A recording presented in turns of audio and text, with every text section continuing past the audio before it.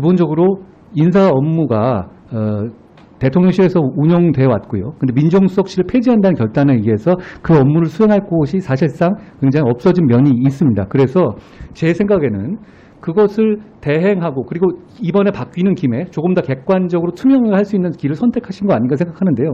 그 과정에서 법무부가 사실 확인과 법적 쟁점을 파악하는 데에 어떤 특장점이 있고 그리고 외국의 사례의 경우에도 FBI 같은 법 집행기관에서 그걸 한 사례가 많기 때문에 그런 면에서 이번에 대통령실에서 하던 밀실에서 이루어지는 업무를 좀 루틴화하고 부서의 통상 업무로 편입시키겠다는 차원에서 법무부를 선택한 것으로 보이고 그 선택한 그 합리적 근거가 충분히 있다고 봅니다. 아까 국방부 말씀하셨는데 국방부 당연히 안 되겠죠. 왜냐하면 합리적 근거가 전혀 없지만 그렇지만 법무부는 팩트 파인딩과 법적인 해석에 있어서 기본적인 어떤 가장 큰 국가적 자산을 갖고 있는 곳이기 때문에 여기서 그걸 담당할 만한 충분한 선택할 만한 근거가 있다고 보고 국민의힘 조영 원내대표께서 인사검증에 의해 중대한 구멍이 생겨서 책임질 사람은 책임져야 한다라고 말씀하셨는데 어떤 입장이십니까?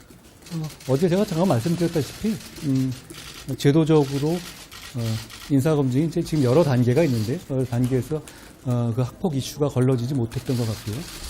그런데 다만 이제 구조적으로 지금 시스템이라면 역시 걸러내기 쉽지 않을 것 같아서 제도적인 보완책을 마련하겠다는 말씀을 다시 한번 드립니다. 그리고 책임감을 가지고 더 충실하게 일하겠다는 말씀을 드리겠습니다. 제가 인사검증을 제대로 1차적으로 해서 올렸지만 인사권자께서 여러 가지 고려해서 임명을 했었을 때 나중에 문제가 생겼을 때도 역시 제가 비난받지 않겠습니다.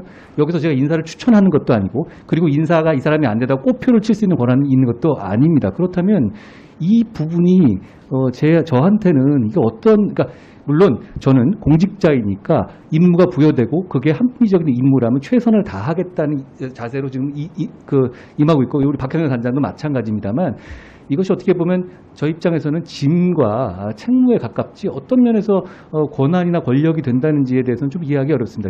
구조를 제가 자세히 설명드리면 그렇지 않겠습니까? 그러면 그거 하나하나의 권한에 대해서 뭐 그럼에도 불구하고 임명하는 경우가 대통령께서도 있으실 거고요. 과거에도 그래오지 않았습니까? 그런 문제는 나중에 그런 임명이 있고 소위 잘못됐었을 때 제가 그러면 뭐 임명권자가 이 사람이 잘못한 겁니다. 이렇게 말할 수 있는 것도 아니고 저는 오롯이 그냥 욕을 먹어야 되는 상황이고 더 심할 경우에는 뭐 국민적인 지탄이 커지면 제가 책임을 져야 될 다른 종류의 책임져야 될 상황도 생기지 않겠습니까? 민주당에서 인사검증 관련해서 장관님한테 책임을 좀 져야 된다 이렇게 주장합니다. 인사검증의 뭐 1차적인 객관적인 검증 그것이 인사검증단의 인사정보관리단에 있고 또 다른 기관에서도 관련하지만 그 상관이 저희니까 제가 책임감을 느끼는 것은 맞습니다. 예.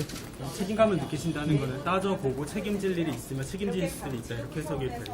아니요.